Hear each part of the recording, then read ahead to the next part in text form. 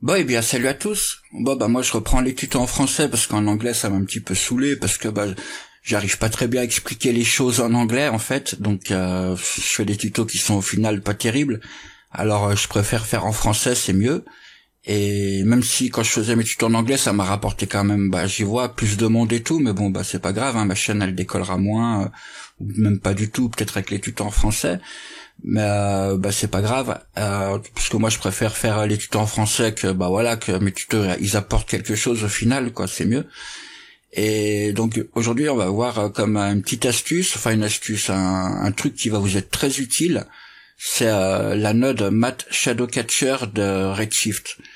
C'est-à-dire qu'en fait sur une scène comme ça, vous voyez, j'ai un arrière-plan, donc c'est la route avec les immeubles et tout, puis la voiture, il y a juste deux objets en fait. Donc c'est posé comme ça. Et sans le Matte Shadow Catcher, ça donnerait ça. Donc voilà, donc on voit la voiture, mais la voiture, vous voyez, il n'y a pas d'ombre sous la voiture, il n'y a pas de réflexion, parce que là, la route, elle est un petit peu mouillée, vous voyez, on voit les reflets des lumières et tout, c'est un petit peu mouillé. Donc c'est pas très réaliste. Et donc pour ajouter un petit peu de réalisme, on peut, vous voyez, comme ça activer Matte Shadow Catcher, un matériel en fait, et du coup on a les réflexions de la voiture sur la route et les ombres. Donc ça fait un meilleur rendu quand même. Donc on va voir comment on fait ça.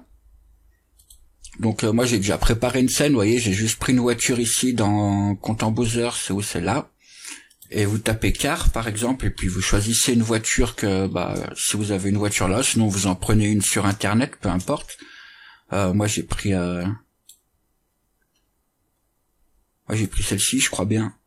Ouais, il me semble que c'est celle-là. Bon bref, peu importe, prenez celle que vous voulez, il y a pas de problème.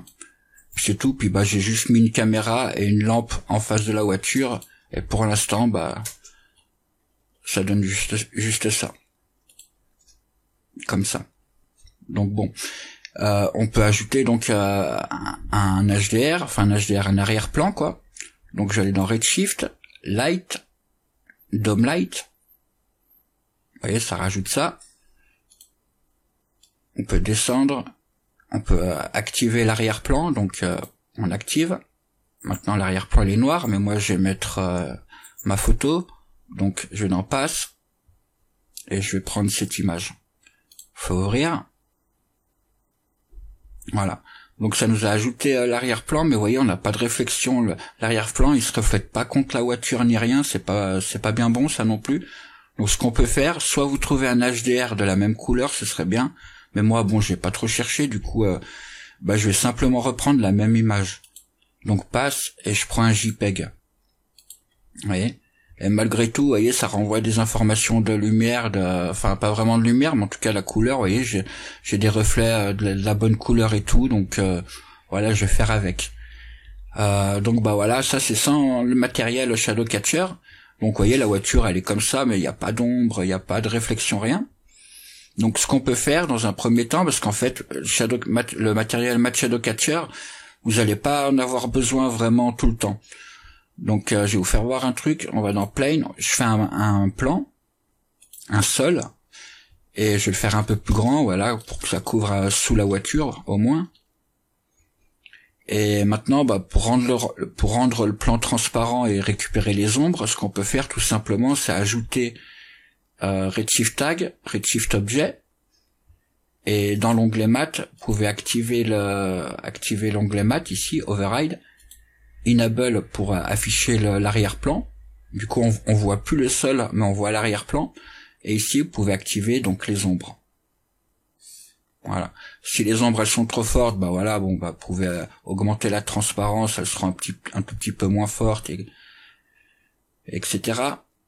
Donc moi, je vais laisser à 1, mais seulement avec ce tag, donc ça dépanne des fois parce que vous aurez pas tout le temps besoin de récupérer les réflexions. Des fois, bah voilà, ce sera sur une route sèche et du coup, vous aurez que besoin des ombres. Donc ça dépanne pour dans ce cas-là, par exemple.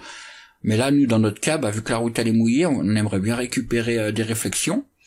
Donc on va faire autrement parce que là, il n'y a pas d'option pour récupérer les réflexions. Donc j'efface le tag. On va ici dans Redshift, on fait un nouveau matériel. On le pose sur le plan. On va éditer le matériel. On peut supprimer la node Redshift Material, on n'en a pas besoin. on va aller dans matériel et on prend la node Matte Shadow Catcher. Et juste, vous la connectez là sur surface. Du coup, ça peint tout en noir. Et donc, on peut activer maintenant, utiliser l'arrière-plan. Du coup, maintenant, ça fait un tout petit peu comme avec le tag qu'on avait ajouté. On a bien la couleur de la route sur le plan, plus les ombres. Voilà. Mais on n'a toujours pas de... Puis donc, pareil, vous pouvez jouer sur les ombres et tout, comme je viens de vous montrer. Mais on n'a toujours pas les réflexions. Donc, on va aller dans réflexion et il y a juste à activer ça. Voilà, et vous récupérez, vous voyez, les réflexions de la voiture sur le sol. Donc là, c'est nickel. Sauf que là, du coup, les réflexions elles sont un peu trop fortes. Donc on peut ici, glossiness, baisser un tout petit peu. Si je mets 0,7, ça va un petit peu flouter les réflexions, vous voyez. Et comme ça, c'est un tout petit peu meilleur. Augmenter les samples si vous avez besoin, etc. Bon. Et si les ombres sont encore pas assez et tout, vous pouvez ajouter l'ambient occlusion, ça va un tout petit peu foncer tout, quoi. Vous voyez, c'est un tout petit peu plus foncé. Donc après, c'est comme vous faites comme vous préférez, comme vous avez besoin. Donc je vais faire le rendu comme ça, voir ce que ça donne en rendu final en meilleure qualité, parce que là c'est en preview. Je vais taper 256 et 128. Ouais, quand je faisais mes tutos en anglais, même juste pour dire ça, je galérais, donc c'est pour ça m'intéresse pas de faire des tutos en anglais, ça me saoule. Donc c'est bon, et puis on fait le rendu.